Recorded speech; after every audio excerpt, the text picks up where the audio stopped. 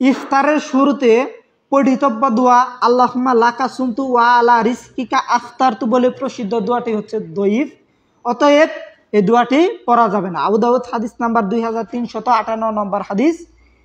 এই হাদিসের ওপর আমল করা যাবে না, এই হাদিস হচ্ছে জয়ীফ হাদিস।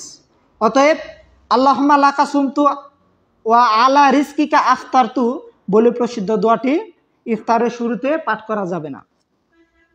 ইফতারের শুরুতে আমাদের সমাজে প্রচলিত আরেকটি দোয়া হচ্ছে আল্লাহুম্মা সুমতু লাকা ওয়া তাওয়াক্কালতু আলা রিজকিকা।